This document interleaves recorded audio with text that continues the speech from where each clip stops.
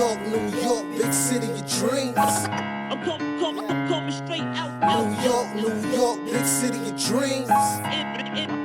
NYC.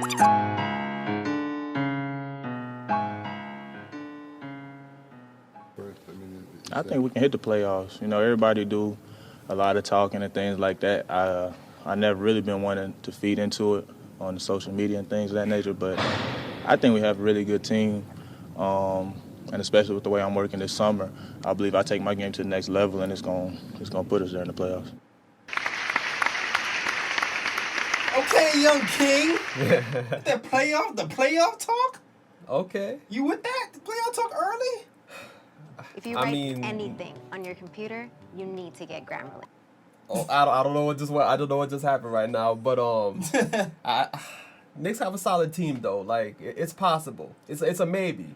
It's a maybe. I don't know. Maybe he saw the new news and he got excited. I know he's been working on his jump shot and he's been working with Chris Paul earlier. So maybe all that bravado is getting to him. He's like, yes, playoffs, yes. Maybe just don't adapt the dude's personality, please. Exactly. don't alienate yourself on the team. Right. I'm not convinced exactly yet, but you know what? I gotta report the confidence. Yeah, of course. And you know what? I'm gonna actually do the actual intro. What's going on? This is Jealous from Nick of Time Show. Here to give you that Knicks talk just in the nick of time. This will probably be the last episode of the summer. Yeah, unless something wild happens in the off season. Like the whole team gets traded for Chris Paul or something. Yeah. Then we're gonna have to. Yeah. Then. Yeah. That'd be one of those situations. But unless something crazy happens, this probably might be the last episode of the summer. This will be the Summer League wrap-up, the summer wrap-up episode. Of course, your boy, Jay Ellis, is here with the faithful, the man with the stats and the facts. Ryan G in the building. Yeah. Of course, we're here. Yeah, Kathy. Kathy, I don't know where you at. I thought she was coming. Kathy asked me about when Kathy asked me about questions. When she goes, yo, Jay, what's the topics? I'm like, oh, she's coming. Yeah, exactly. Kathy don't ask me about topics. I was like, she's not coming. Yup. She asked me about topics. I was like, oh. Yeah, but then at the last minute, ain't show up. Yeah. And I don't know. Edson's somewhere in Philly. Yeah. I don't know. Yeah, so it's the G&J show, J&G show, however you want to put it. Yeah, give you that Knicks talk just in the nick of time, man. Yes, sir. And right now, there's more Knicks talk to be had. Last week we talked about the Knicks free agent signings. And this week, we're going to talk about the latest free agent signing. Yes. Marcus Morris. Welcome to the team, Marcus Morris. Yes. I gotta applaud this man. Like Marcus, of course. Yeah, hold on. Like Edson took the keyboard to Philadelphia, so I have like a whole new system going on. So it's not quite automatic, exactly, like I'm used to. Bear with us, please. Yeah, bear with us, please. But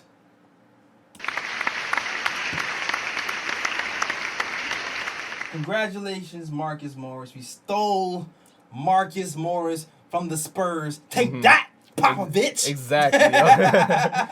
Like, when was the last time the Knicks ever stole a player from the Spurs? Like, no. Or from like any good team, period. I mean, like never. I mean, he kind of Bobby Portis a little bit about giving him a little money on the offer sheet, and Wizards was like, nah, not matching that.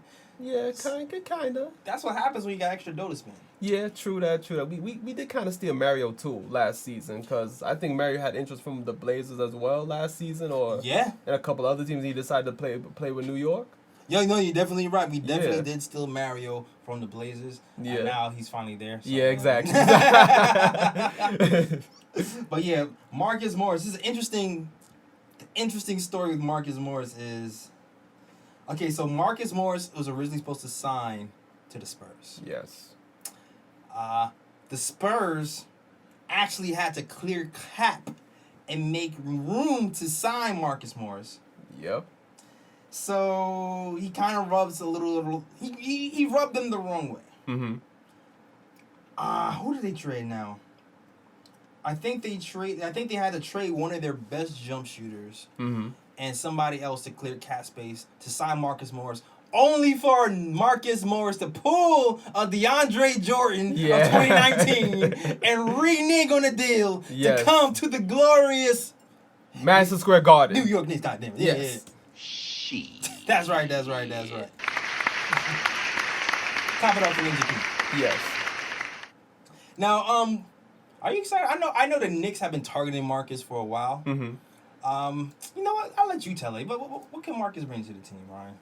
I mean, like, to be real about it, like, Marcus Morris was one of the players that I really wanted the Knicks to go after, to be honest with you.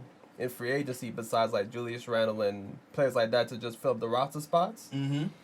You know, Marcus Morris, like, I really like the way he played when he was with the Celtics. Like, he's a dude that he'll bring toughness to the team. Yeah. Plays defense. He can shoot the three pretty well. Yeah, worked on that. Yeah, and I mean, overall, like, to me, he's a pretty solid all-around player. And I feel like, you know, he's a player that the Knicks need on their roster. You know, guys that'll bring it pretty much every night when they're on the court. Oh, that's a fact. And if you've seen the Nick and Tom show Instagram, there's a video posted there, and it just shows the toughness that he brings. Yep. Him, and listen, I'm going to tell you right now, practice is going to be lit, all right? Yeah. Practice is going to be lit. Because there's a video up there already with Marcus Morris and Bobby Portis getting a shoving match when they was on opposite teams. And you can already see that that's going to be replicated right now in practice. Yep. And I just hope that, you know, it might not be Mark. It might be Knox. Hopefully Knox can. I don't know. I'm scared for Knox.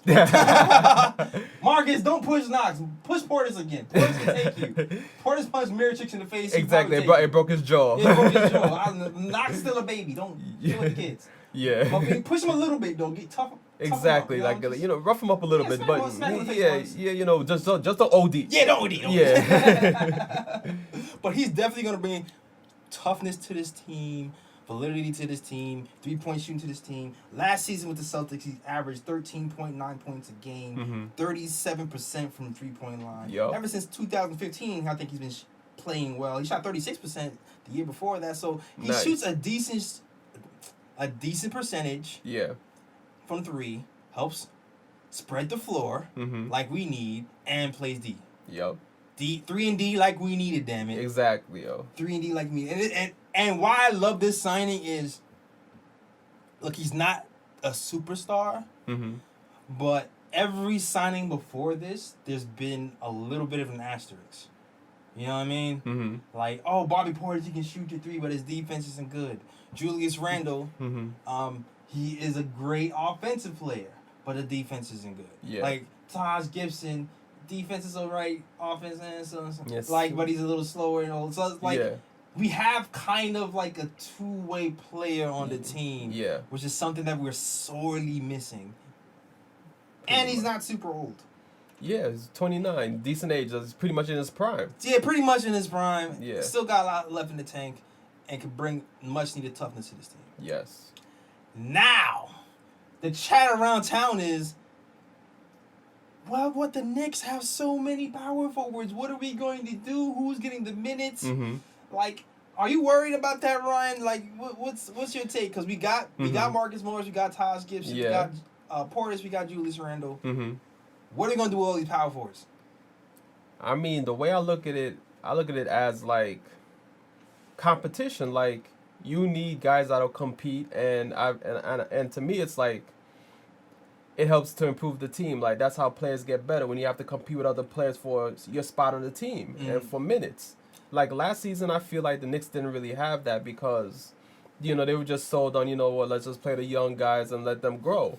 But now I feel like this season coming up, we're going to find out who's real and who's not real. Yeah, you're right about that. Because now these young players are going to get challenged because we have veterans coming in who's going to be fighting for minutes. And I feel like whichever young players we see actually emerge and they get that starting spot in the lineup, or they get some solid minutes off the bench, those are the guys that we know that these are the guys that we can bring forward into the future because they fought for their spot on the team and they fought for their minutes and they got it. Yeah, Kevin Knox is going to have to fight for his minutes this season. He kind of mentioned it already in another interview about how it's going to be tough. But he's not gonna be the only one, man. Like, first and foremost, I'll say this too. A lot of these guys who are quote unquote power forwards have played center. Bobby Portis has played a lot of center. So has Taj Gibson. There's guys here who are not just gonna be power forwards, but there will be centers as well. This is positionless basketball. Yeah. Second of all, Marcus Morris himself, he plays power forward and he also plays small forward. So he can switch between the two as well. Yeah. So it's not just all power forwards on the team. So people don't get caught up on these are all power forwards and that's it. With that being said, though, there's still a little. Don't be surprised if there's an Enes Kanter situation coming around February. Yeah. Especially keep an eye on Taj Gibson. Keep an eye on Bobby Portis. We'll see if these guys are still happy during trade deadline time. Now, if one of those guys do become unhappy, hopefully they have enough value where we can flip one of those guys for like a second rounder, at least, or third rounder or something like that. But just keep an eye. Just keep an eye out. It could get hairy. Yeah, it could. Speaking of hairy, and also the debate as well is since Marcus Morris is here, he's primed to take Kevin Knox's spot. Yeah. Marcus Morris is only going to be here for 1 year. He has a 1 year, $20 million deal. $5 million. He left the Spurs. The Spurs are going to give him 2 years. Yeah, 2 years, 20. 2 years, 20. Right now, I'm sorry, he has 1 year, $15 million. I'm sorry. Yeah. 1 year, $15 million. Which means he's making $5 million more in a year. Yeah. Right. So, $15 million, you thinking he's going to play. Yeah. Would you, though, start Morris in your starting five? See, this is where it's like, I think you have to think about future and long term. Because the Knicks, it's kind of tough because it's like the Knicks are in a position where they have a good enough team where they can possibly win games, but at the same time, it's like you want to develop your young guys as well. Yeah. And I feel like if Knox proves himself enough, you have to give him the starting minutes because we already know Knox is going to be here long term. Yeah. We don't know about Marcus Morris because he's just going to be here for a year. We could still give Marcus Morris minutes, but it's like, unless he flat out beats Knox, like flat out, you have to give Knox those minutes and then have Morris either come off the bench or maybe give spot starts here and there. I don't know, but it's tough. I mean, you have to. I mean, if going off of like long term, you have to give Knox those minutes. Here's the thing, I feel you can tell by the way the Knicks approached this offseason, development isn't necessarily first priority this season. I feel like development is part of the priority, but it's not first priority. Yeah. They got a bunch of rotational players in here because they want to win. Not even make the playoffs, but I feel like they want to just prove to the league that, hey, we didn't win last season because we had a bunch of young guys and we were teaching. This year we have veteran players. Now we're going to show that we can actually win some games. Not make the playoffs per se, but just show that we were better than what we are last season and that we can improve. With that in mind, I don't think that the Kevin Knoxes are just going to be given minutes like last season. I think it's going to have to be earned. I think he's going to have to beat Marcus Morris. Otherwise, why bring Marcus Morris and all these other veterans here? That's true as well. I don't know. At least my concern is I want these guys to grow. You know what I'm saying? And I feel like if Kevin Knox at least shows up in practice, you're gonna have to give him some playing time at least. You know what I'm saying? Even if you have to split minutes between Knox and Morris, whether it's evenly or one guy gets to play say a good 30 minutes and another guy plays the other 18 or so. But It's a tough situation because you want to win, but at the same time, it's like you want the young guys to get better too. So yeah, you want to have both. You want to have both, and it's like when you look at Morris and how he like. I'm gonna say I'm thankful for Morris for coming to the Knicks. I'm glad to have you here. I'm glad to have you and the young guys. Mentor these young guys here, but we know it's about money. We all know it's about money. Yeah, of course. So like after this season is over, I think everybody knows the probability of Marcus Morris staying here is not high. Yeah. Yeah, it's probably slim. It's probably slim. It's like really like how much does the franchise really love him? Yeah. Are we willing to pay him?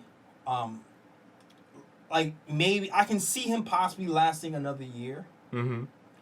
And then once that 2021 season comes with all the free agents and here we go again. Yeah. Then I can see maybe we let him go if you're trying to make moves and sign somebody big or whatever. Yeah. But like you said, because we know he might not be here long term, you want to develop Knox, but who knows? Yeah. Who knows? Like I feel like first priority still is going to be winning. Yeah. Which brings me to my next question, man. Your starting five. Who's your starting five this season, man? My starting five? Yeah, man. Let it go. Let it go. Top five. If I have to guess, at point guard, It's rough, man. I know it's rough. I'll probably go Dennis Smith Jr. right now. Okay. Just for the simple fact, I see my dude working.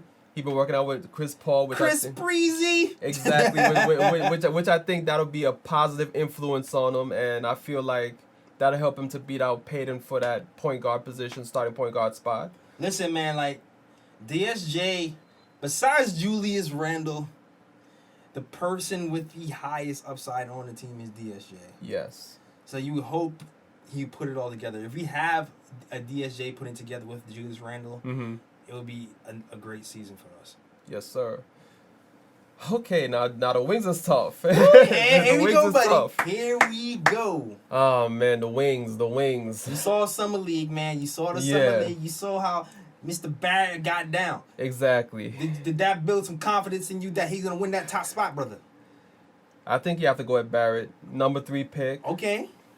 And he showed in the Summer League that he can adjust, which I saw that as a very positive thing. So I would give R.J. Barrett those starting minutes at one wing. All right. The other wing now, that's when it gets tough. Because you have a lot of guys. You have Knox. You have Marcus Morris. You can probably have Dotson because I see them re-signing. They said the Knicks are more than likely to pick up his option. When's the last time is that a new report?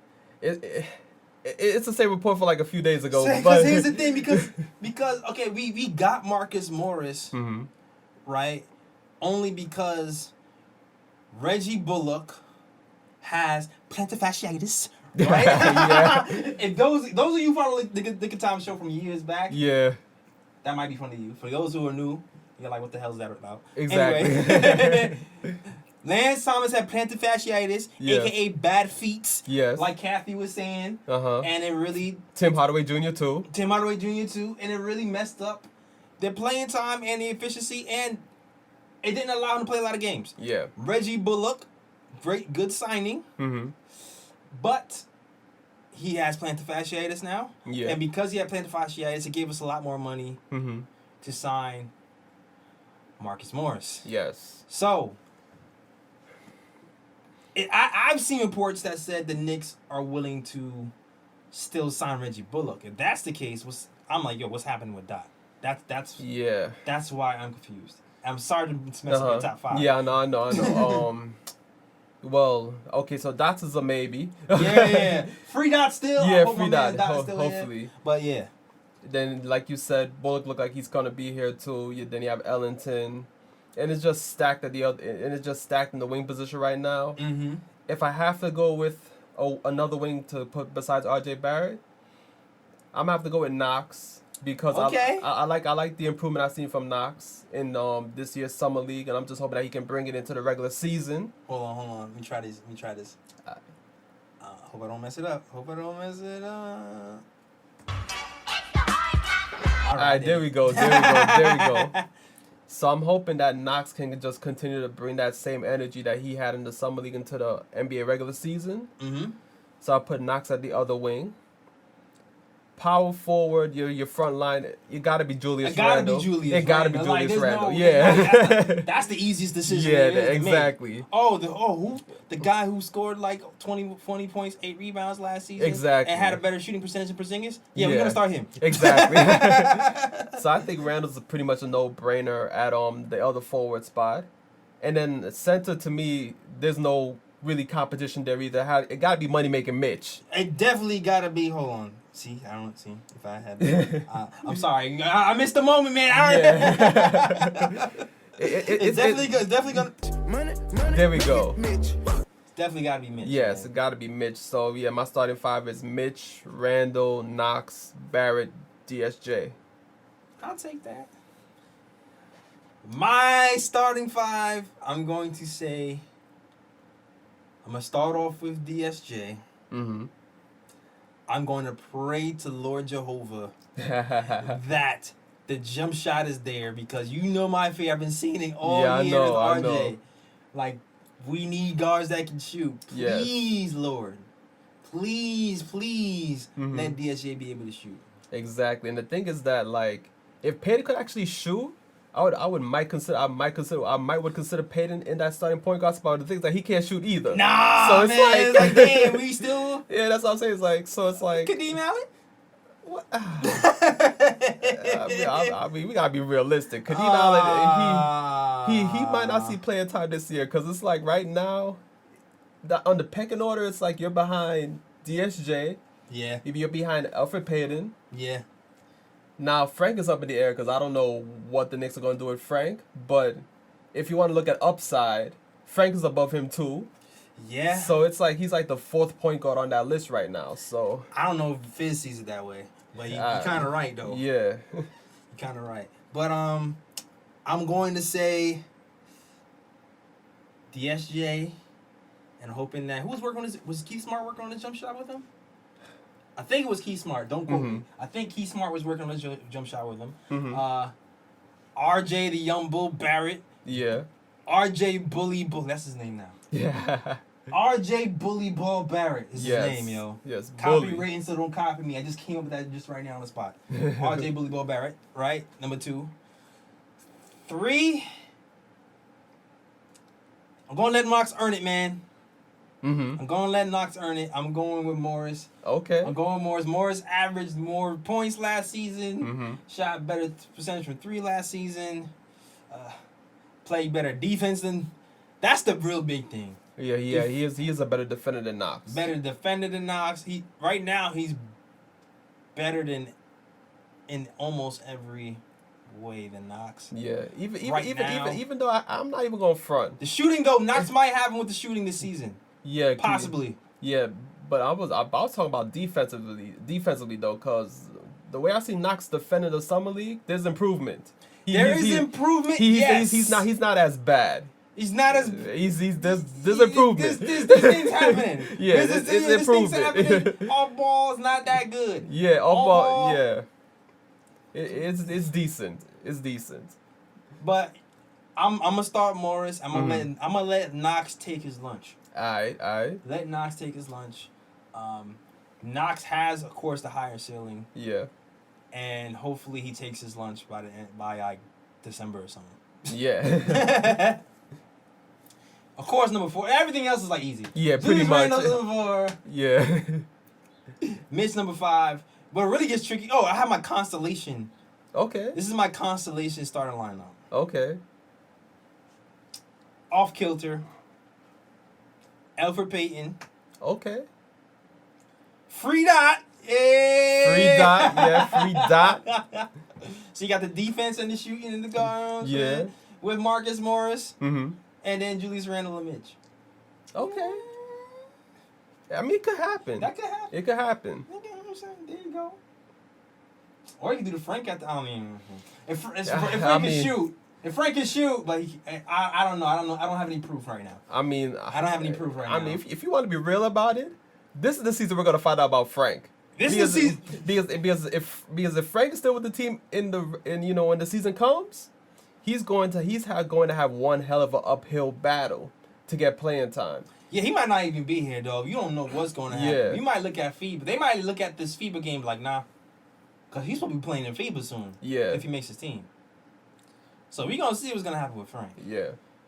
The more interesting question, too, is not even just the starting lineup, but, like, who the backup, dog. Yeah. Because, you got Elfrid Payton. You're guessing he has to be backup, right? Yeah, definitely backup point guard at worst. Trier at the 2. Yeah, definitely Trier. But then you get to the 3, and then you're shaking your head again. Yeah, there's a lot.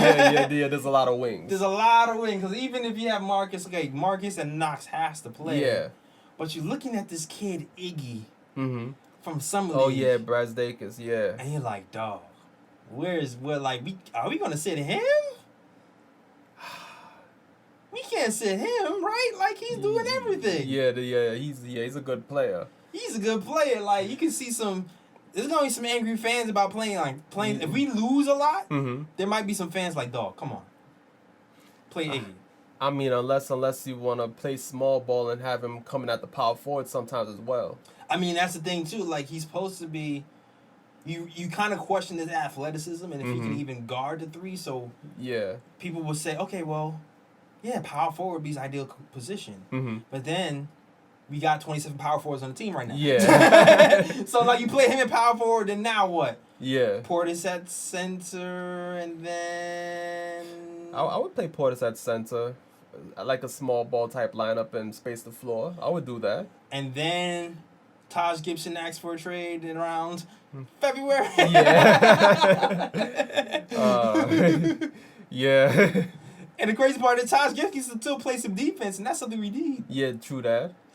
It just gets tricky, man, because you still have Taj Gibson. You figure Kadeem is iffy. Yeah. You don't know what's going to happen with Frank. Yeah. And Iggy as well, man. It gets tricky. We have too many players here who deserve minutes. Yeah. Too many. Which is why maybe we should have just wasted a roster spot on a dead contract. All I can say is preseason will tell us a lot. Because the players who shot in preseason, then we're going to pretty much know, like, those are the guys that's going to get playing time. That's a fact. That's a fact. I can't wait. I mean, you know what? I'm good. I can't wait for this break. I'm not going to lie. I can't wait for this little break. I'm going to do some back stuff. You might see some new merch popping out now that I have this break. Yes. I'm going to do my merch in the summertime, so stay out for that. Look out for that. Mm-hmm. Maybe put some KLT. Would y'all guys buy KLT hats? I might put this on sale if you want some KLT hats. Yeah. The people want some KLT hats? Exactly. All right. Yeah, hook up the people. Yeah, we can hook up the people. I bet. Cool. Yeah. It is. Look at that. 7:30, Ryan. Oh, on the dot. On the dizzy. Oh, that's perfect. I told some. Okay, so you know what? We talked about our Marcus Morris thing. Mm-hmm. Shout out to Terry. Let's see. And shout out to Terry. Terry's supposed to be here with us. And last minute he couldn't make it. He had to pick up his sister, but he said he'd do a call-in with us. So we're gonna call Terry and we're gonna talk about what everybody else wants to talk about too: the Knicks Summer League. Yep. The performances, the standouts. Who do you love? Yes, sir. We're gonna talk about all that. I just gotta call my guy Terry real quick. Hopefully I get this right on the first ring. Yeah, we ain't trying to make no prank calls. No prank calls. If you call the wrong person, we keeping it though. Yeah. It's gonna be on the show. Word.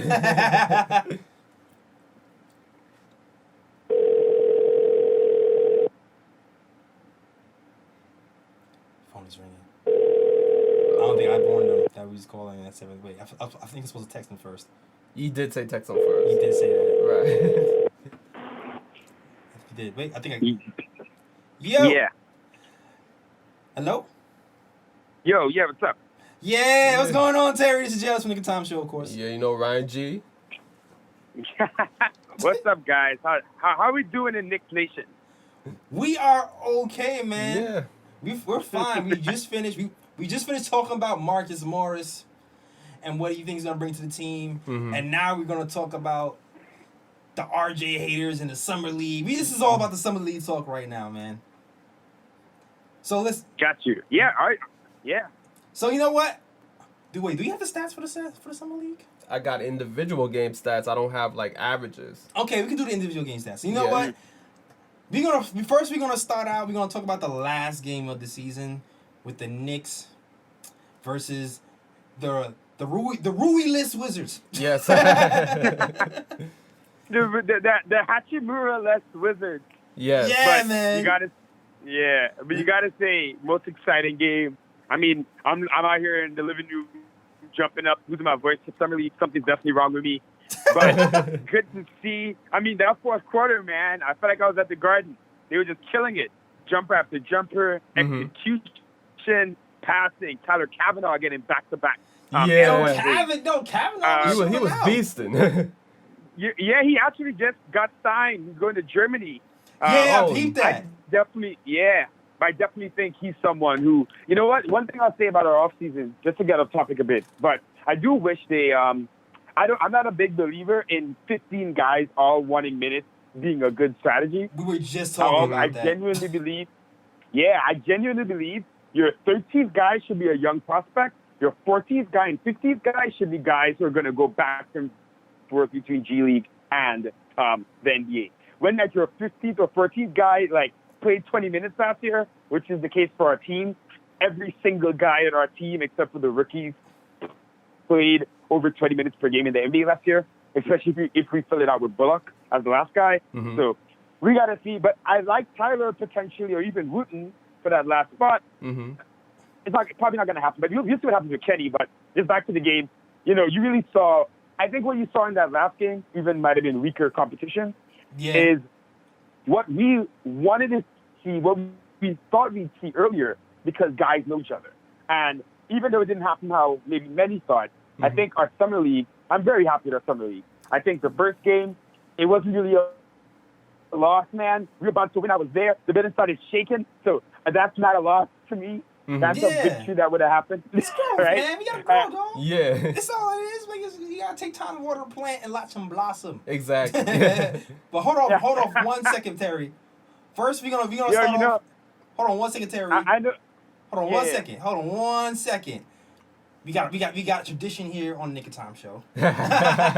Every time we talk about a game, we start off talking about the stats. Yes. All right. Yes. And we have a guy with the stats facts, Ryan G. He's gonna show you the stats of all the Knicks players and what we did to beat these guys. All right. Show them. Let them know, Ryan. What were the stats for this game? Exactly. So we're talking about Knicks and Wizards, right? Yes, Knicks Wizards. Last game, Knicks Wizards. Yes. So the Knicks won that game 103-87. All right. That's what's up, Knicks. Yes. The Knicks were led by R.J. Barrett, 21 points, 10 assists, 8 rebounds. Triple, double, Trizinet. Right. And the positive thing about it was that he shot 7 of 13 from the field, so he was pretty efficient that game as well. Yeah, something I was worried about all season. Yeah. Then we also had, that we mentioned Kavanaugh. 19 points, 4 rebounds off the bench. All right. Okay. I like it. Then we had Money Making Mitch, 18 points, 9 rebounds, and 3 blocks. Whoop. Man amongst boys. Yes. Brazdakis, 17 points, 8 rebounds. Wait. What's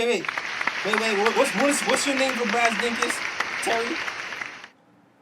Iggy Pop. Iggy Pop. There you go. Iggy Pop trying to pop off. We got a beast from Canada, and he's not soft. Oh, wait. Are those bars? Those are bars? Yo, damn it, I wish I knew where the gunshots were.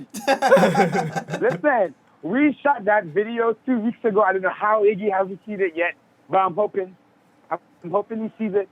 But look at the stats, man. Like execution, you see efficiency, passing, everyone crashing the boards, everyone defending. That last game, if you're a Knicks fan, that last game got to give you a lot of hope and excitement going into the season. Definitely. Yeah, most definitely. Kevin Knox. Yes, this is where I want to start. I want to start here. Go ahead. Okay. 15 points. Yep. 5 assists. Yep. 4 rebounds. 5 assists. Say it again. 5 assists. Yes.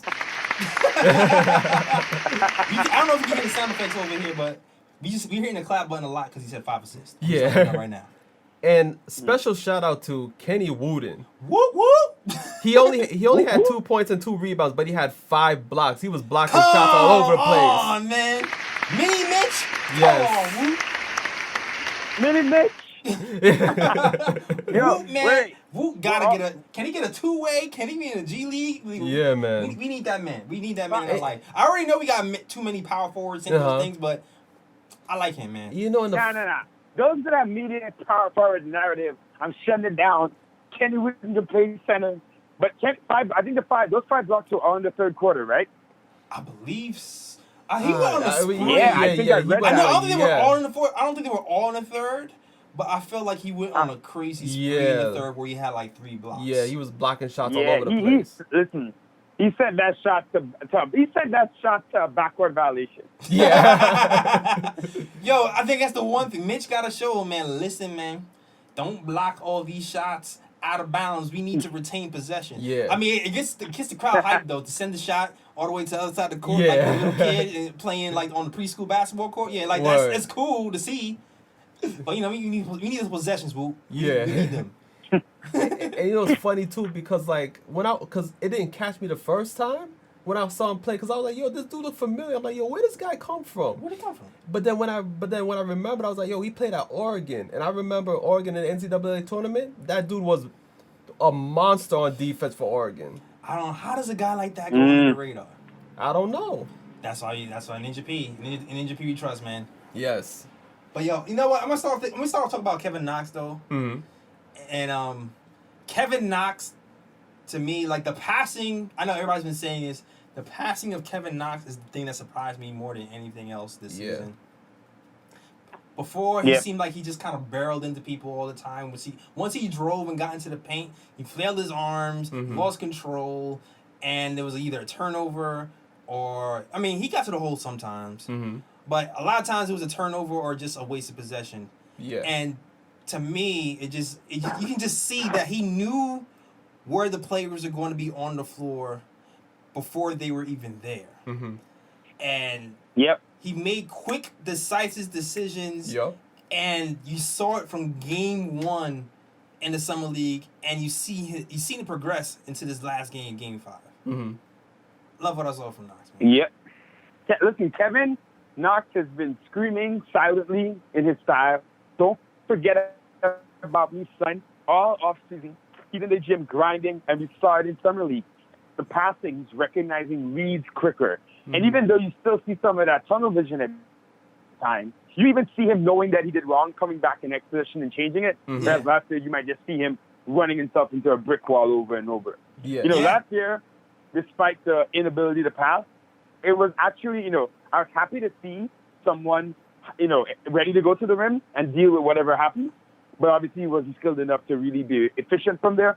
But you see this year, now he's making passes, and that's going to make him such a bigger threat even going to the rim. When you think Kevin Knox might hit the corner, man, now you got to defend him differently. That's big. So now he's going to have these defenders on their heels wondering, is it Knox 1 who's not passing, or is it Knox 2 who's hitting dudes in the corner? You don't know. So you got to love it. That's a reference to his jersey as well. But Kevin, yeah. You gotta love what you see from Kevin in Summer League, man. I think he's a sleeper out of all these young guys. He could be the one that takes a leap this year, and people aren't really looking for it. Yeah, he definitely can. He's got to beat out the guy Marcus.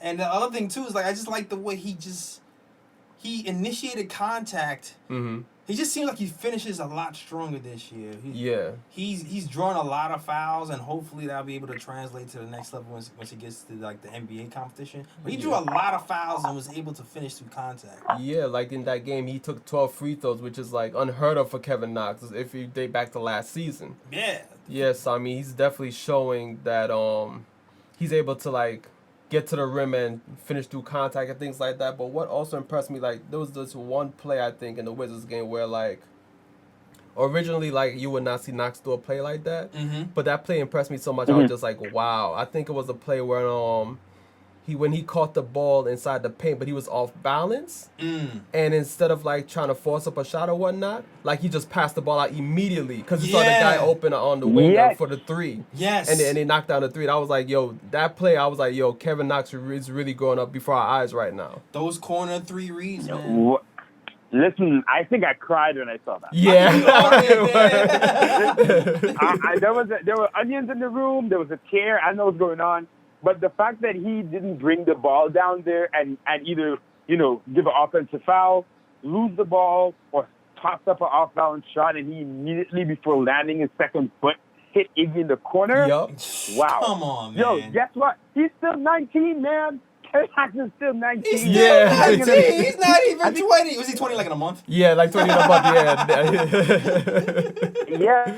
Yeah, you think he... Yeah, man. You know what? That's a good segue into Iggy Pop, man. Yeah. Since we talked about Knox hitting Iggy, what did you see what do you like about Iggy's game, Terry? Yeah, what is there not to like about my man Iggy? I mean, my worry now, my biggest worry about Iggy more than anything is where the minutes coming from. Yeah. Because his game, I compared him to Landry Fields a couple of weeks ago, and people got tight. People like to slander Landry Fields. You might get slandered right now, I'm not going to lie. Yeah. I know. Listen, people got to remember how, like, Landry Fields' rookie season, Landry Fields was the same thing, second-round pick. I can't remember who played in Summer League, but I remember he started playing in preseason, and he just was doing everything right. Yeah. Like, he was everywhere. He kept catching the ball in the right place, kept hitting threes, kept getting rebounds. It just seemed like wherever you were on the court, Landry Fields was doing the right thing. Yeah. On the court, yeah. So to me, that's what Iggy reminds me of. Now, Iggy has a much higher ceiling overall. I don't think he's tough. I think he's going to last longer in the league. His jumper is more consistent than Landry's was. But he reminds me of that guy who comes in, you don't really know what to expect out of him, but then he just seems really polished. He seems like he's almost, I don't say he's at his ceiling because I don't know how high he can get, but he plays like a 4-year college guy that just came right out of college and could play immediately, like how Brogdon did for the Bucks. He feels like that kind of guy. You got to get him minutes. Listen, I know he got some dogs on the team, but he's a dog too.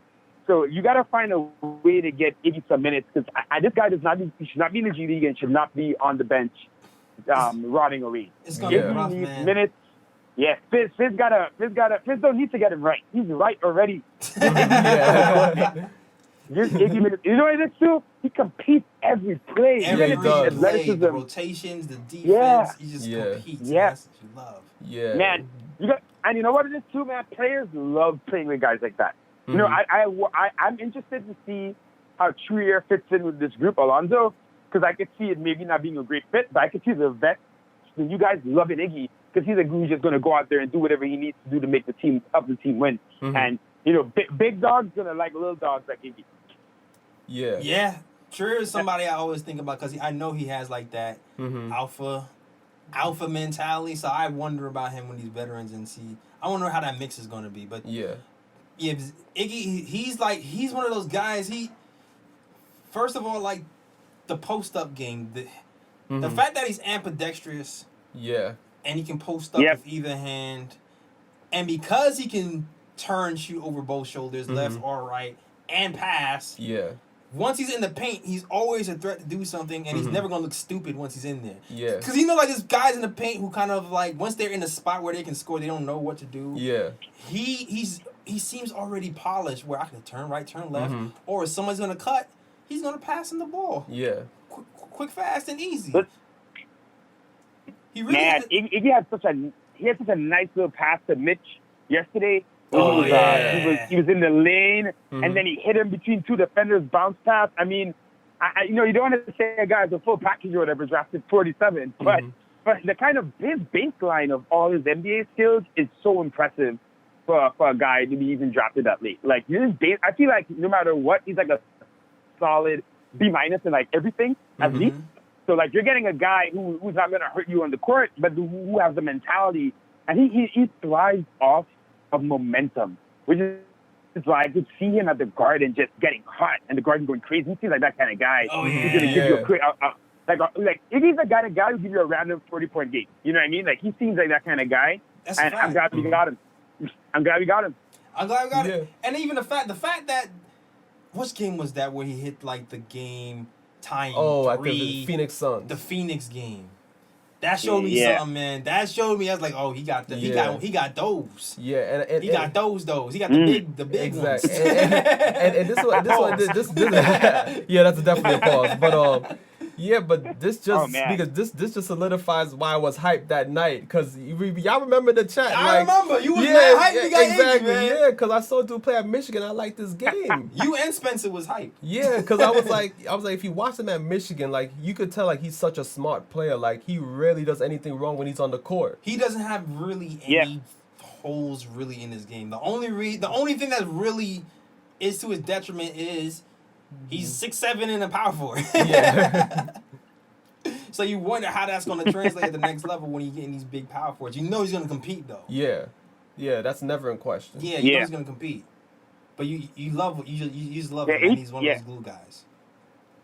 And Iggy somehow is one of those unique players that plays stronger and taller than he is based on who he's playing against. That's a skill in itself, man. That is a skill in itself, man. Playing up to your competition and rising to the challenge is always something. You want those guys. You don't want the strikers gonna hide in the corner. Exactly. Don't pass me the ball. No, you don't want those. Give me the ball. Take the shot. Exactly. Call, clap. All that. That's what we need. And what I love about him is that he knows how to take advantage of mismatches. That's what I love about him, because he just knows, like when he sees certain players on him, he knows like, okay, I can take this guy into the post and score over him, or if like a big man is on him, he's like, you know what, I could probably take this guy off the dribble and get to the rim. Like that's what I love about him too. You know what, too? In general, this whole team has done a great job taking advantage of mismatches. Yeah. You know what? And from Knox to Iggy to even RJ, and a lot of the times, Money Making Mitch was the recipient of that. Yeah. So what's going to what we saw from Mitch, man? What did you like from Mitch this season or this summer league? Terry. So when it comes, I got you. So when it comes to Mitch, there was good and bad, right? So I'll say, well, the good is like it's what you know from Mitch. The efficiency off the charts. Yep. He missed 5 shots in summer league. Insane. He's dominating these guys, but he was clearly, you could see Mitch. He was a little, undisciplined because he's having fun. He knew that he knew. Listen, I was there. I saw him. Mitch was, between plays, Mitch was looking at the bench, posing, making jokes. He was definitely enjoying himself, having a good time. It's summer. It's cool. One thing with his defense is that you saw him doing this more. He was actually, instead of defending sometimes, he was trying to bait people into shooting so he could block it. Yeah. So, it was a iffy summer league in terms of that, but I don't think anything that Mitch showed you should have you worried at all, because Mitch is ready. Mitch is going to have a great season. The one thing I said I want to add on to that is that I wish I saw him shoot. He did that interview and he said, "Yo, I'll be shooting threes this season," laughing like it's nothing. In my head, I'm like, "All right, so shoot a three tomorrow night." Word tomorrow. Exactly. Yeah, I'm like, we're playing in summer league, man. That's what I'm saying. Just throw one up. So it would have been nice to see him just even take some, because I really do believe in that form going back to high school. But listen, he's a ridiculous rim protector at an insane level. He's finishing around the rim. He's definitely going to lead the league in field goal percentage this year. I think he'll qualify this year. He'll get enough field goals to qualify. He was able to get it last year, foul trouble, missing games, stuff like that. But Mitch, we got a gem in Mitch. We're gonna have to match this guy in a couple years. Just hold on. Number 23, Big Meech. Big Meech. What a find! And what a find! Again, what a find, man! Imagine that's the Melo trade. How crazy is that looking back? Thank you, Melo. Oh man, shout out to Melo. Thank you, Melo. Free Melo. Yo, Trier said it. Free Melo, man. Trier said free Melo, man. Free Melo. Mitch is the guy. The finishing. Everything. It's such a jump, the talent was there last summer league, and you could see it, and it was exciting. And then, honestly, since DeAndre, that trade of DeAndre Jordan, since he came on mid-season and gave him some pointers, I got to thank him for that at least. His game has just grown leaps and bounds, and I just, you hear him on defense. He's screaming out on defense, man. He's letting people know where to be. He's telling them where the pick is coming. His growth is not even near where I think it's going to be, and it's already been so much. So Mitch is a feather in the Knicks cap, man. Great job at management, development, everything. Yeah. Hell yeah, goddammit. Thank God. I'm glad Mitch is on our side, man. It's like his athleticism is just so off the charts. Even when he gets beat, yeah, he's able to recover. I'm just like, oh man, he's getting cooked. Mm-hmm. Somebody beats him off the dribble, a guard will beat him off the dribble. All of a sudden, the shot is blocked into the stands. You're like, well, I guess that's not a advantage. That's not a. and I love how he just gets off the floor so quickly too. It's like. It's like that's why I think that's why he blocks so many jumpers, because people are not expecting him to like lift off the floor so quickly. Nah, man. And you know, and like extend his arms to where it's like it's near impossible to shoot over him. Yeah. But he just releases off the floor so quickly, and then it's like his second and third jump is mad quick too as well. So it's like if you're around the rim and you miss a shot, like he can go up quickly, get the offensive rebound, and put it back. So yeah. Man. Well, shout out to Mitch. And you know what? I'm leading into. I had to save RJ for last, man. I had to do it. RJ Barrett. I had to do it. RJ started off slow. We all saw it. Yeah. Hey. RJ's a bust. Yeah. All right? Man, these people. These people, man. RJ's a bust, Terry. Believe me. He didn't play well in 2 summer league games. His career is over. Exactly. Terry, it's over. Wrap it up. Shot 25% from the field. The hot take society, man. They can't help it. They can't help it, man. You can't take too high. You can't get too low, man. Nah. All right, go off, Terry. Let him know. Yeah, listen, RJ Barrett. One thing I said this on my show. I'll keep saying it. Is I think a lot of people didn't watch him play. I think a lot of people maybe saw a couple highlights, right? Yeah.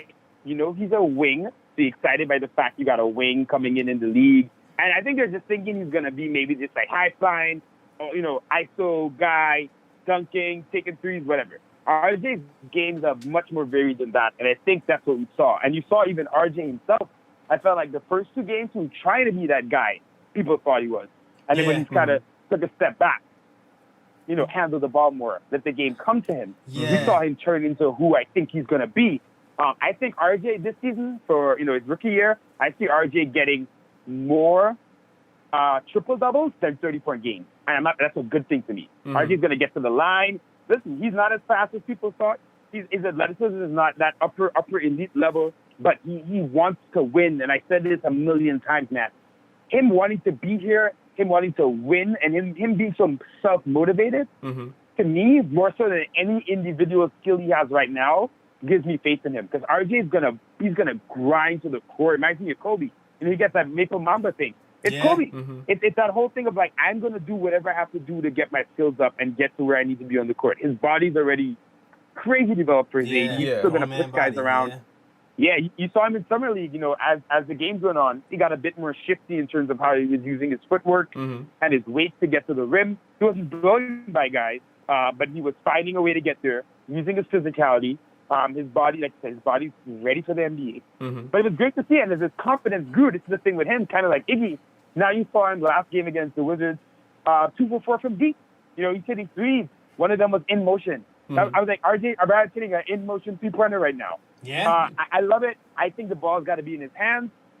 Not exclusively, of course, but I definitely think he's his best when he's kind of taking it slow, letting things materialize on the court. But listen, I love that, because to me now as well, I'm not worried, and I never was, to be honest, about him coming here trying to be the alpha.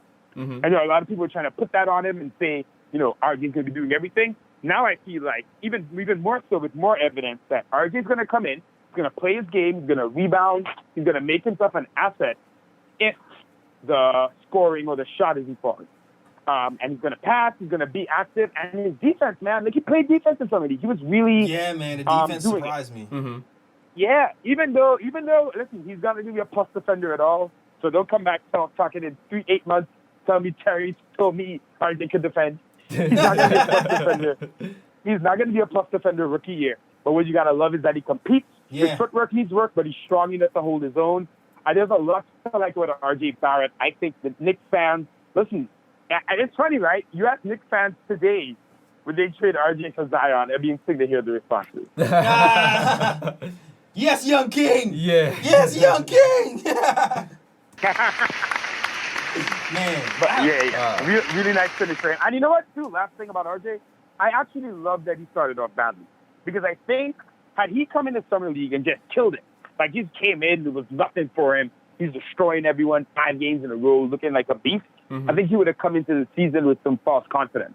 What I saw from RJ is that he kind of took his lumps, learned to get through it. Like that second game, man, I was up there with CP, shout out to Casey, Big Fan TV. We were in the second row, and you could see RJ was so visibly frustrated at how he was playing.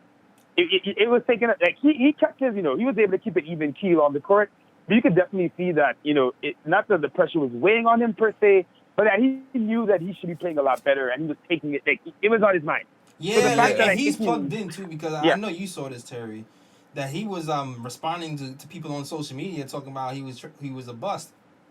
Oh, RJ had smoke? He was responding, but he was just liking comments. Oh. He was responding, he was just liking comments. Oh, right. And it's like, okay, he was very aware how he's being perceived. Yeah. But I have so much to say about RJ's game and like what surprised me, what didn't, what I like. First and foremost, I'm gonna start with your triple double comment. I have like a prediction. We might see a game where 2 players have a triple-double on the same team. What, you talking about Barrett and Payton? Yeah. I can see a game, it's like, 10, 11, 11, 12, and 11, and 11, 13, and 10 is like, I can, depending on like the minutes, and I can see. Whereas it either happens or like, close? Like it's like close. Yeah.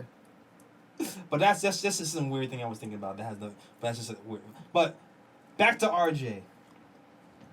There was a lot of things that I heard that he couldn't do. That I was like, yo, he kind of did that though. Yeah.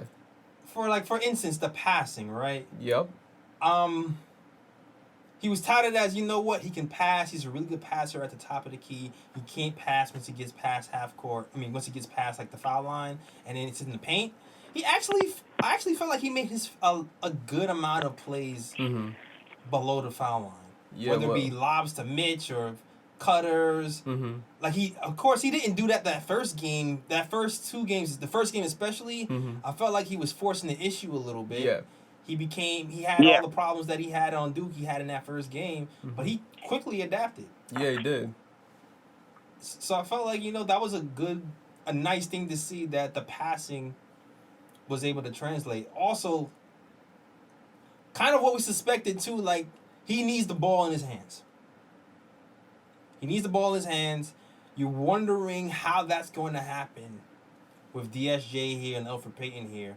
You can see it happening where Fizz gives everybody the freedom to kind of run the team once they get the ball off a rebound and go. And since he is a good rebounder, you might see him kind of run the offense a lot that way. But you wonder, how else it's going to fit the rest of the team. Please, Lord God Jehovah, please let DSJ get a jump shot. I have to admit, after seeing RJ, grow into that role as a ball handler and really, own it and do a good job and look confident and look comfortable. His passes to Mitch, when Mitch was fronting someone or trying to spin and get a lob, were so on point. Yes. Some of them, it felt like he was making them within an inch of the defender. And I've seen Knicks guards, forwards, everyone for years miss these simple passes into the post. So seeing RJ execute that and knowing RJ was immediately able to get a camaraderie with Mitch and understand where to throw the ball to Mitch specifically, which is a crazy skill to have at his age. But I do worry about the backcourt, man, because to me, I know DSJ is out here talking about, I want to make him Rookie of the Year, et cetera, et cetera. DSJ's jumper is going to have to be a lot different. And RJ needs the ball, and DSJ needs the ball, and I don't know if it's a perfect fit. I just don't. Training camp's going to come. It's going to be a bloodbath. We're going to see who keep what you killed for real this time. We're going to see what happens at the end. But I'm gonna say it. My boy is. If he hits the shot, you cannot tell me if Frank is not hitting his shot that a Frank RJ backcourt doesn't make the most sense in terms of Frank being kind of a secondary ball handler, and RJ as well. It feels like really harmonious. Then you get Frank on defense, defending the main guy, so RJ can take a break. And listen, Frank, we saw training videos last year. I got it, but this year it's looking a little bit better. If Frank can hit that three, we're going to see in FIBA. If he's hitting that three, even though it's a little bit shorter, if he's hitting that three, to me, that's a game changer. Because you let RJ and Frank, 2 6'7" French-speaking dudes in the backcourt, talking French to each other, confusing the defense. I can see it. Listen, I can see it working, man. And that gives us magic. Yeah, I like it. So we'll see. Yeah, so Frank got to prove it, you know? Yeah, I mean, I think that would be the ideal backcourt. That'd be perfect. Yeah, really? but it's up to Frank, though. Like, Frank has to show, like, I've improved. You know what I'm saying? Like, it can't be based on last season. Yeah, man, he's gonna have to keep what he has. He has to kill, yo. Yeah, it's do or die for Frank right now. Pretty much. But you're absolutely right. You're absolutely right with the Frank. He fits perfectly with the scheme of positionless basketball, especially if you can pass, and shoot and play defense. That's ideal. That's certainly ideal. Yeah, pretty much. But and I want to speak on Barrett too. Like, the thing I liked about Barrett's game was the fact that like, he was able to adjust his game as the games went on. Like we already know, the first 2 games he was pretty bad. Like, he forced up a lot of shots, forced the issues a lot, and things like that. But I felt like at least in game 3, like when game 3 came around now, like I saw him, like, instead of always forcing his way left, he went right sometimes. Yes, and he was able to get to the rim. And it's like, I rarely saw him do that at Duke ever. So it's like the fact that now he's actually trying to go right and try to switch it up a bit, just so he can get to the rim and score. I saw that as a positive sign. Yeah, the going to the rim and the finishing as well, man. Like, it seemed like he was finishing at a much higher rate, especially when it came to that last game. And then, like, again, like, as the games went on, like, he was just showing his all-around game, and that just gives me confidence about his game going into the season, because I'm like, see, he seems like the full offensive package. Like, he can pretty much do everything. For the most part, like, he can pass the ball, he can find open players, he can rebound the ball, he can handle it, he can pretty much score. Like, he kind of does remind me of James Harden in a way, because he doesn't have the strong, because he doesn't have the strong athleticism like James Harden, but like he can score, he can pass, he can rebound. So I see where the comparisons come from when it comes to James Harden. Yo, it's funny because I feel like I feel like RJ might be eventually. He might be a better. It seems like he shoots a lot better off the dribble. Like, he seems like he's more fluid when he's dribbling or running, or I don't know if he's a standstill guy as of yet. But we'll see. Yeah, we'll see. Yeah, we will see. Dude, shoot, do I have I probably talk about RJ's game for like another 3 hours. I've freaking read so many damn think pieces, and he doesn't have enough wiggle, and the passing to the corner. I mean, he's not the athlete Dwayne Wade was, but I'm seeing some of that too in his game. I mean, RJ's gonna be RJ. You know what I mean? He's gonna end up being his own player. But definitely the makings of someone who could really be a star and maybe a superstar one day. But like I said, his mentality doesn't grow on trees. You know what I mean? You talk about people wanting it and really wanting it. Yeah. He's been born and bred to play in the NBA. He got Steve Nash in his ear. Imagine Steve Nash hitting you up after games telling you didn't pass enough. You're gonna pass more. So to me, RJ, like, it is like set up for success, and he has the mentality and the drive to do it. And I love that he's not someone who, given all his, pedigree in terms of his dad playing, having Nash in his ear, etc. He doesn't seem to be someone who wants to rest on that. The way, some people compare him to Wiggins, and to me, the difference in desire alone makes that comparison. Nothing. Like, RJ wants it. He wants to be here in New York. He doesn't need to be the guy that dominate, but he wants to be a main player and help the team. And like I said, him taking lumps in summer league could not have been better in terms of preparation for him going into the league. If one thing RJ knows for the rest of the summer, I bet you he's grinding. I bet you RJ knows that was a little bit more difficult at times than I thought it would be. So now I know the league is going to be another level to that. So I got to keep in the gym. I got another couple months. Let's see how much I can do before season starts so I can hit the ground running. And if you end up in your rookie, man, gotta love it. Yeah. Yeah, most definitely. And that kind of reminds me of something, because On Twitter today, I saw Alonzo Trier had a comment too about a lot of the draft picks that sat out. Yeah. Actually, that's my pick. That's one of my you know. Oh, that's what. Oh, but but yeah, Alonzo Trier. I'll save it for a year later. But basically, Alonzo Trier had some things to say about some of the draft picks that were sitting out games, missing in action. Yeah, and he pretty much said that it's gonna be a rude awakening. Oh yeah. When the association starts. Oh yeah. Baptism by fire. That's for sure. And at least with the Knicks players, it's like all our guys, they pretty much played all the summer league games, like Barrett, Brazdakis. That's what I'm saying. We like to come on. Like Knicks don't believe in no load management. We don't believe in that. Load management. You don't know who are load management? I'm saying, I'm trying to give me the rant, Ryan. I know. I'm leaving it for later. All right, we're gonna save it for later. We're gonna save it for later. I'm trying to give all my gems away early. Oh man. Do we even want to talk about Kadeem? Not that do you want to talk about Kadeem and Wooten and? Well, I mean, Kadeem, no. Kadeem, like, I mean, don't get me wrong. You know, he's a nice beard. But I mean, you know what? I just don't. I'm still there. I feel like I don't care too much about that investment, to be honest. Right. And I feel as if at this point right now, you know, I'd rather give that to someone else who's younger. You know what I mean? I just don't think now with 3-point guards, like if Frank didn't get traded, then he's still gonna be here. Then you really do at least gotta let him be the third guy. Mm-hmm. You know? Yeah. And I just don't see, you know, Kadeem, like I said, he played well to end it, but to me, for him to really have gotten a spot on this roster and a spot in the rotation, he would have had to come out killing Summer League. Like, Kadeem is like 7 to 6 years older than everyone in Summer League. Yeah. Right? Mm-hmm. He should have been a bit more dominant, but I'm not judging him on it. Just looking at the makeup of the roster and where we're headed. Mm-hmm. Nice to see him last year. He's definitely an NBA player. I think he definitely is going to get maybe not a primary backup role anywhere, but definitely someone who could be your third guard and even play some good spot second minutes. Mm-hmm. Your second point guard minutes, but you know, that's how I feel. All right, I mean, okay.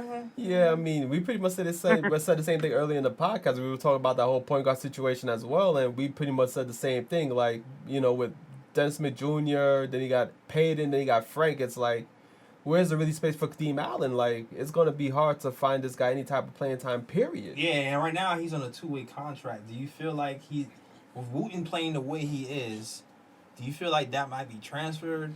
Or do you, like, also, who else? There was somebody else who's on a 2-way contract right now that didn't play, right? Like Wilkes or something?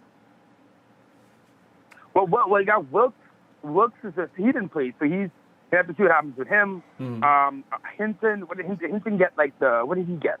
I look at this, because we got a lot of these guys that just kept picking up. And we got to see what even happens with Wooten if they try to find a way to get him in there. Mm-hmm. Perry may have one more move. You think before the season starts, he has one more move?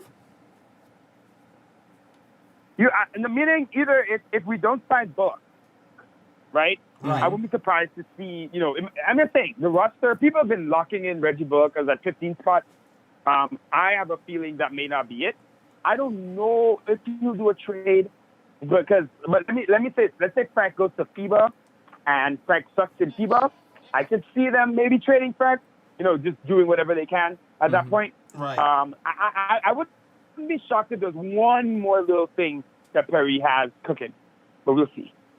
Okay. All right, cool. I mean, I guess Frank would be the thing.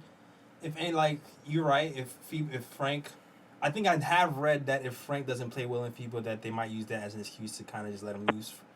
So that can definitely happen. I can see that. Mm-hmm. I can definitely see that. Yeah, so we can see something interesting, but you know, Summer League it's a time to not overreact, even though we all in Knicks Nation overreacted heavily. Not even on the bad side, but we were playing well too. We were going in. Mm-hmm. People have already anointed Iggy the savior, the villain of the garden. There's a big jump up, you know, when we get to the real big boys. But you got to say, to see the chemistry at the end, not the beginning. Like you saw progress over summer league, and I'm a sucker for that. If you're seeing guys get hit and come back up and stand up again, that to me is more impressive than someone who just comes in and is killing it. So I think RJ, this experience for RJ specifically, because that's really what summer league was about. If you're keeping it 100, it's about RJ. So RJ to go through that, come out better on the other side, leave with this level of confidence, not only just knowing how well he can play, but also knowing how much work he has to do for the next level. Couldn't have gone much better for the Knicks. I know it's tough considering we didn't make the playoffs and all that, whatever. But when I'm seeing from the players, I'm excited for what I see next season. What I'll see next season with these guys. Yeah. And I think that's a good place to end it. Thanks for talking to us, Terry, man. I wish he was here, but I'm glad that you was able to call in and give us your insight. Yes. And thanks for being part of the last show of the kind of season, man. Exactly, until the new season kicks off again. Yeah, man. Definitely will have you back for sure. Yeah. Yeah, definitely, guys. So I could be there in person today, but obviously next time, love talking to you guys. You know what it is. It's the Nick of Time show. Yeah, man. Yeah, man. You know what it is. All right, that was Terry, man. He's like the unofficial, fifth member of the crew. Of the show. Yeah. How many times has Terry been on, and how many times has Kathy been on? Oh damn! Oh, that's good. Oh man. I want my own chair in the studio, guys. It was funny because I thought you guys was gonna actually meet today. I thought you and Kathy was gonna actually meet today. That didn't happen. Nah. But, maybe y'all meet one day. Word. Yeah. Shout out to Terry, man. It was great talking to you. Appreciate it, guys. Right now, I'm giving you an applause. And we will see you soon, man. Yes, sir. All right. All right. That was Terry. Man. Yeah. All right. So that was our summer league talk. I guess that's our summer league wrap up. Yes. Shout out to all the guys. They did pretty well. I liked that we got our teeth kicked in and we actually finished up strong. Yes. Yeah. 2-3. 2-3. No chip, like expected. Yeah. But 2-3. Yeah, better than nothing. But yeah. So you know what? Let's see.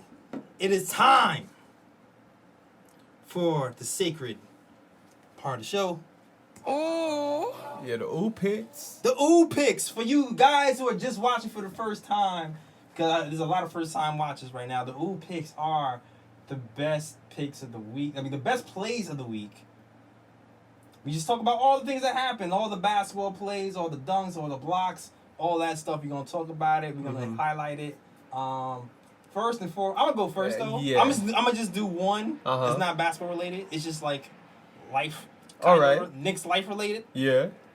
So shout out to Elfrid Payton. All right. Right, new member of the New York Knicks, and he gets the first ooh of the day. Ooh. For taking KP's number.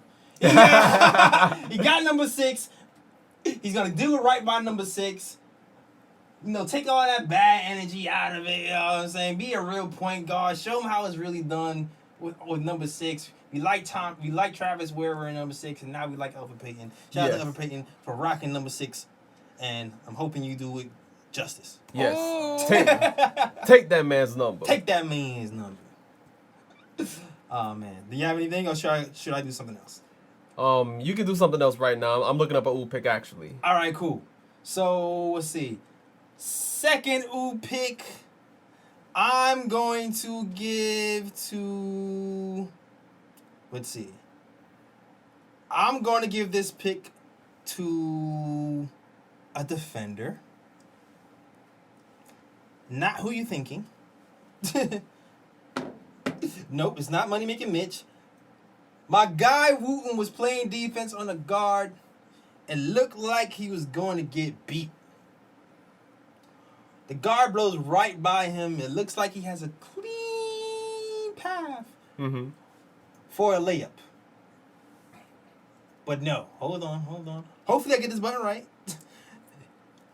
The guard beats Wooten to the hole. Uh-huh. Wooten looks out of the play. He then recovers, jumps 600 feet in the air. Bouncy. Only to... Okay, that didn't work. Only to reject the shot. And that... Let's see. How do I get... Oh, okay, I think I got it. Rejected. Only to reject the shot. There we go. And that is my ooh pick. And shout out to Frank Ntilikina. Yeah. Threw some Fresh Prince in there. Yeah.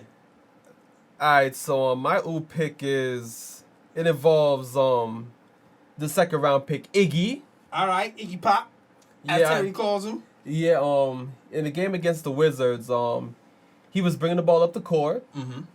And, he played a little point forward. Oh, yeah, I already see where this is going. Yeah, so he went into the post, back down his man. Bat down. Then you saw money-making Mitch. Money-making Mitch. Cut to the rim, through the middle.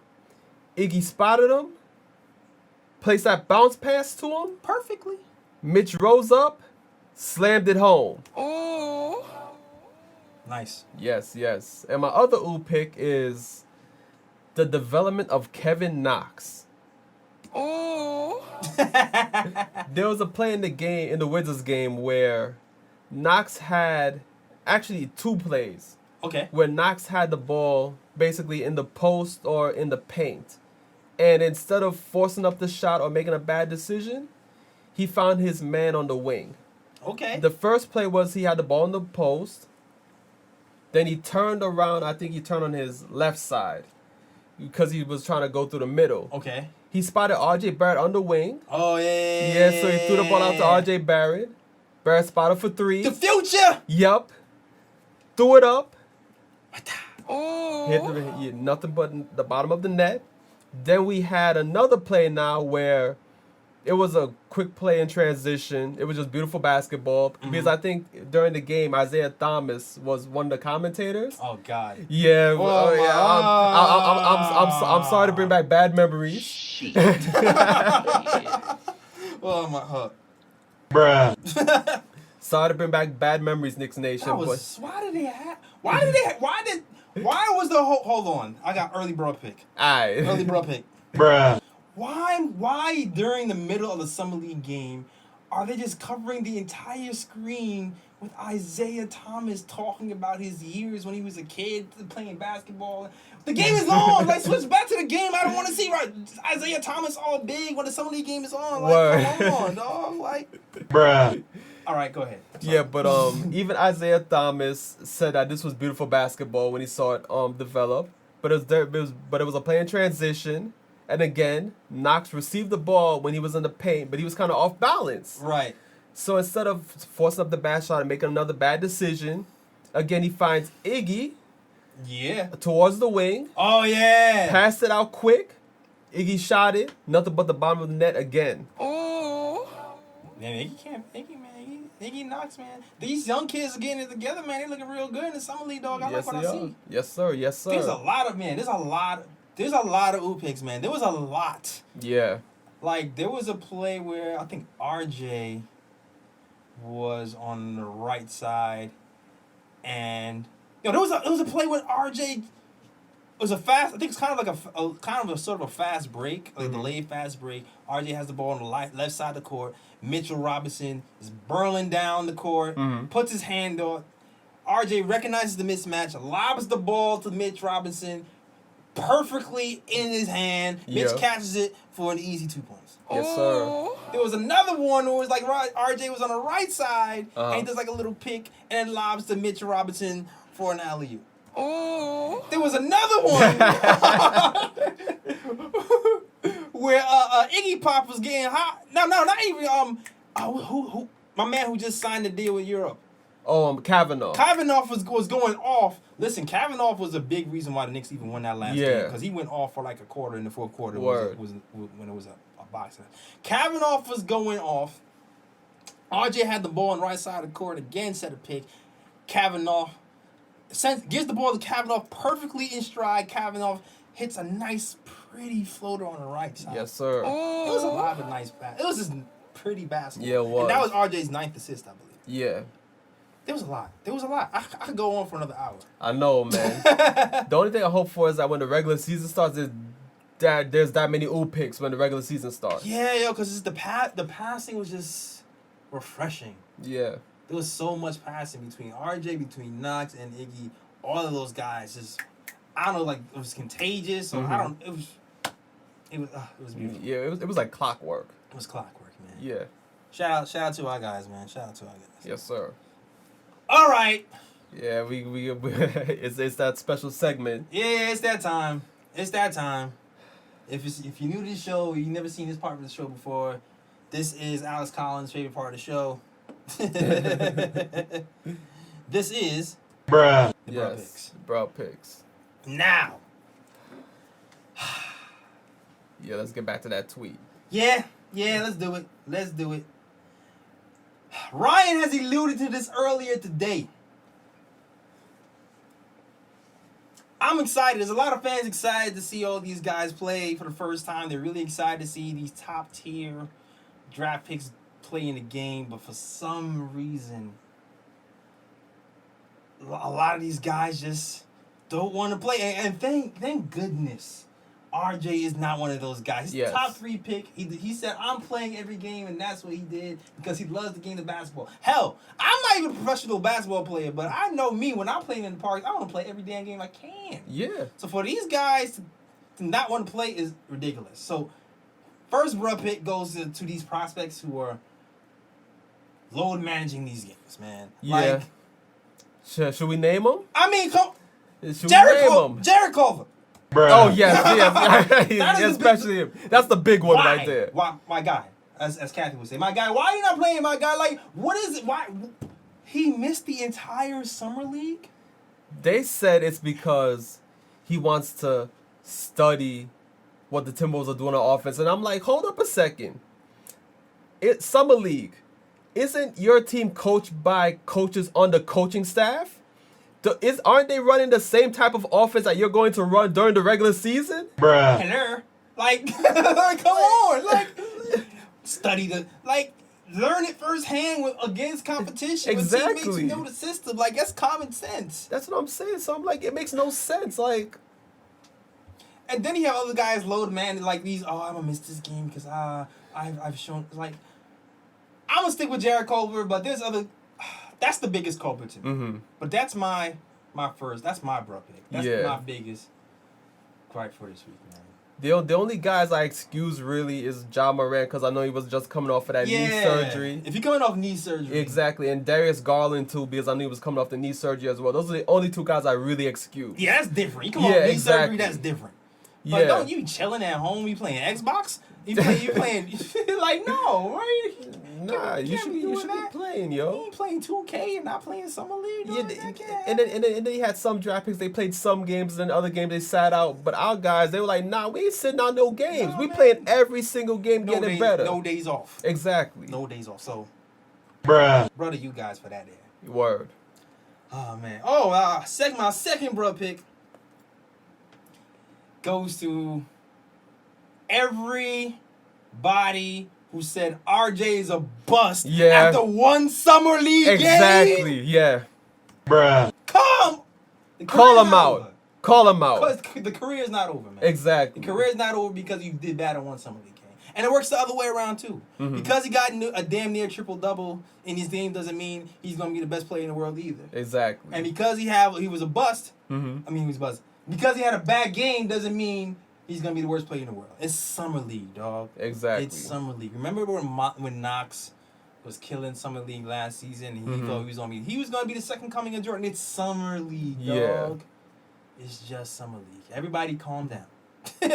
I feel like pointing out every single one of them, be like, yo, whose mans is this? Whose mans is this? Like, if you want to point them out, go ahead and point exactly, them out. Exactly, yo. Point them out. If you want to point, you got names? I don't got names, but I mean, I've seen comments on Knick's Twitter. Okay. I've seen comments on Facebook pages. Knick's Facebook pages. There was a whole lot of trash talk on Knick's Facebook pages. Lord.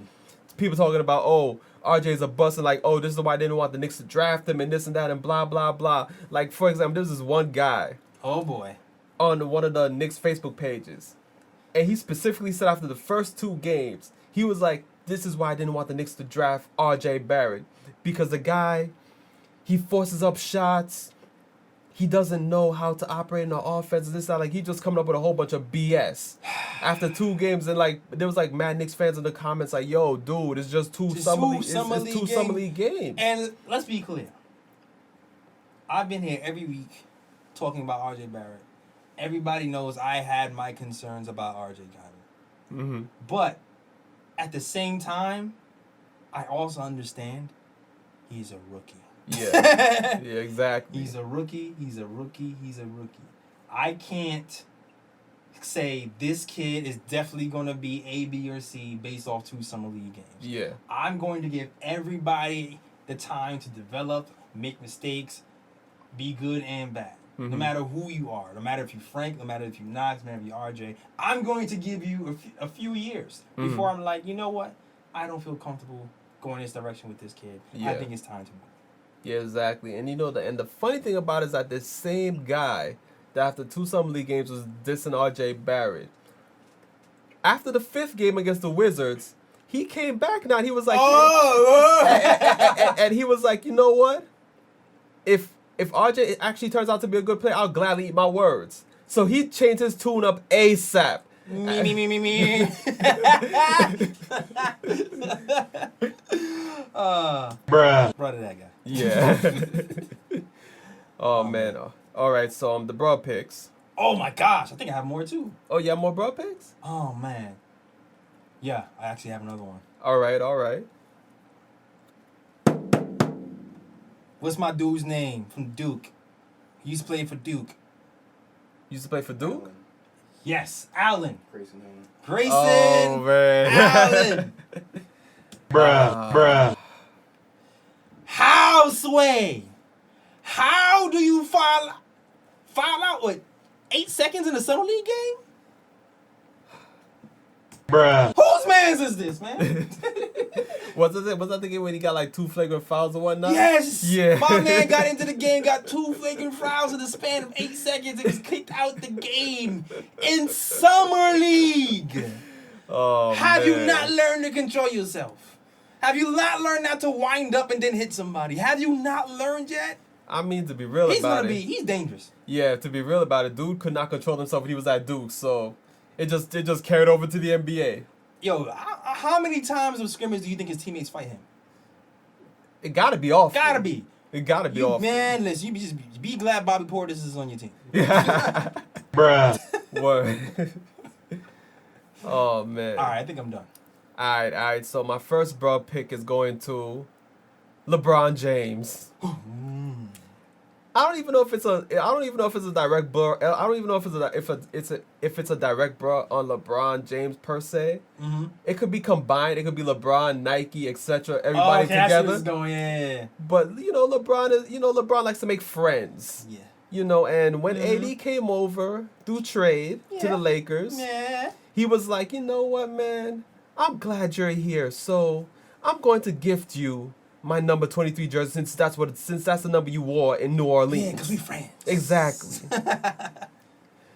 But then Nike stepped in and Nike was like, nah, fam, it's not gonna work like that. Bruh. You gotta keep your number 23 jersey because I guess something with production or whatnot. Yeah, what I read was it's all about the money, man. They didn't want, they felt like if LeBron switched numbers right now at this point in the season, it would screw up their money. So Nike said nah. Exactly. Bruh. So he had to renege on that promise to AD, and now AD is stuck wearing number 3 for 1 season in LA. So LeBron, he's out here parading like he's the king, but Nike's like, nah, fam, I'm the king. Bruh. Kawhi's the king. Well, yeah, true that. Kawhi is the new best player in the NBA right now. So if LeBron wants his title back, he's gonna have to beat Kawhi and Paul George and Clipperland. Well, we'll just hope that AD stays there next season. Yeah. Otherwise, LeBron might be able to keep the 23. Yeah, pretty much. And Nike doesn't have to worry about any production costs and things like that. There you go. Save money. Help everybody else. Word. Come to the Knicks, AD. Oh man, do I have a Bruh. Rough for me. Yeah. Oh, do I have another bucket besides that? Damn, I know I had one in my head too. Ah, damn. Oh yeah, Paul Pierce. Oh, bruh. I don't know what he did, bruh. But his name is Paul Pierce. Yeah, bruh. So I know it's bad. So this guy with his fake sympathy. Oh God. I don't know if it was NBA Jump or what, or it was on one of the NBA programs on ESPN. And this was during the time. This was before Russell Westbrook got traded to the Rockets. He's like, "Oh, I feel so sorry for the Knicks and this and that and that and that the Knicks should trade for Russell Westbrook because they need a superstar and this and that and blah blah blah." Shut up, bruh. Why does everybody keep wanting to pawn Russell on us? That's what I'm saying. I'm like, dog, if you were really sorry for the Knicks, you would not wish that trade on the Knicks. Because I'm like, it makes no sense for Russell Westbrook to come to New York. What is he going to do here? Like, you know what, too? I don't want to act like Russell is a bad player because he's not a bad player. He's not a bad player. But it's just like the timing is wrong, the salary is wrong. Exactly. Like, maybe if there was a situation where we're like a piece away or something like that, and they were like, "Oh, we're almost at the mountain." Yeah, exactly. Then maybe you would consider doing something like a Russell Westbrook. Exactly. But it's not the time. It's like if the Knicks were to really go after Westbrook like that, it would be that Melo trade all over again. Definitely be Melo. So it's like, dog, stop it with your fake sympathy, dog. We know you don't like the Knicks. Oh, stop. Keep your name out of my mouth. Exactly. Man. Like, yo, Paul Pierce, when it comes to the Knicks, keep your mouth shut, B. Just keep your mouth shut. # Knicks for clicks. Y'all know what that is on Twitter. Yeah, pretty much. Y'all know what that is. Bruh. That it? Yeah, that's all my bro picks. Oh, man. Cool. I feel like I have another one in the back of my head, but I can't remember. But I don't remember. I'm gonna just let it rock. Yeah. I'm gonna just let it rock. I feel like what's the name? The booty dude. I feel like Ryan Hollins. I feel like he said something stupid this week, but I can't remember what it was, so I'm gonna just let it roll. You know what's funny too? Because he reminded me of this. On First Take, Will Kane was taking the place of Max Kellerman, right? And he brought up the fact that his name was the booty call on live TV. Oh my God. On basketballreference.com, and it just took me back to our episode where we revealed that too, and I'm like, yo, are they watching us on the down low? I mean, can they give us our credit? That's what I'm saying, because we brought that up first. Listen, reference us. Exactly. And first thing, if y'all need any guests, I mean, come on, we here. We are available, dog. That's what I'm saying, we here. Oh, man. All right, man, yo. That's our show, dog. It's 8:33 on a Sunday. That is our show. Yep. Last show of the year, of the season. We might have like a Seek Another show later on, just to like talk regular Knicks basketball in general. Mm-hmm. But we'll see. We'll see what happens. But great, man. Yes, sir. It's been a great season. We gained some follows. Instagram got bigger. Mm-hmm. Watchers got more.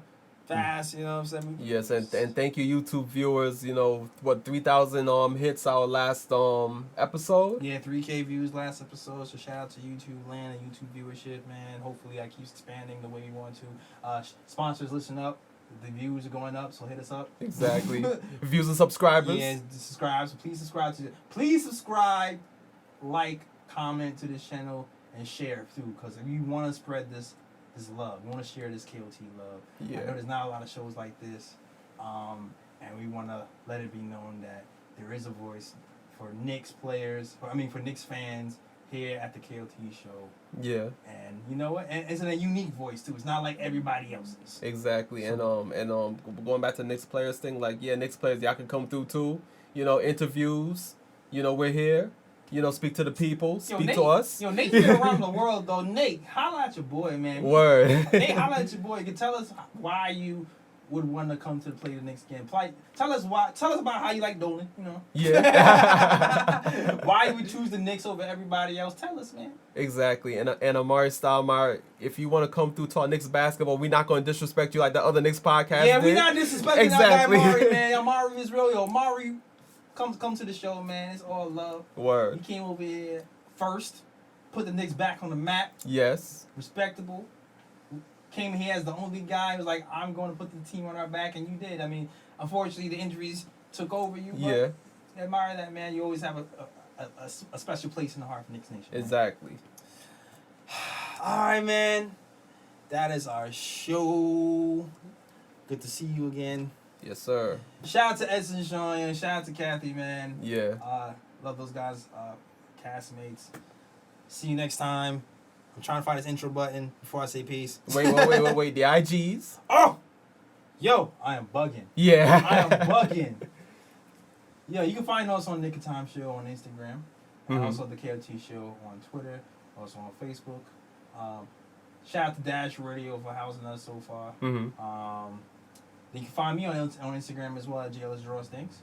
JELLIS Draws Things. Where can they find you, Ryan? They can find me at Sir G is Chillin'. Sir G is chillin'. That is SIRG is CHILLIN, and I'm coming through the article this week. Hey. Yes, I have something in mind, so be on the lookout for that. Aye. Shout out to you. Actually, Dave too. Dave wrote an article. I don't know if you caught that. Oh yeah. I'm gonna post that tonight. All right, cool. So Yeah. shout out to Dave too, one of our writers. I feel like we got 3 solid writers right now in rotation, so I really feel good about that blog section of the Nick of Time Show. Hopefully that grows Yes, as sir. well. And oh yeah, if you're listening on Dash Radio, you want to listen to our show outside of Dash, SoundCloud.com/Nick of Time Show, YouTube.com/The Nick of Time Show. Just Google The Nick of Time Show. Don't forget the. Yeah, well, what else? iTunes, Spotify, all that. All that. Google Play, all that, man. Yeah. Yeah, man. And shout out to cameraman Chris, man, who keeps us looking fresh and clear, doing right by us. Very dependable, very dope dude, man. Yeah, shout out man. to Chris, man. He's always here, reliable, man. Word. And even though he's a Bucks fan, he's still part of the family. Yeah. All right, Chris. All right. That is our show. We are out of here. Yeah, peace. Peace. Peace and love out to where you from, but all over the world they have come. Say again, bright lights, big city, bright lights, big city. Gonna do what I'm supposed to do, represent for my New York City crew. Say again, bright lights, big city, bright lights, big city. New York, big city of dreams. I'm coming straight out. New York, big city of dreams. NYC.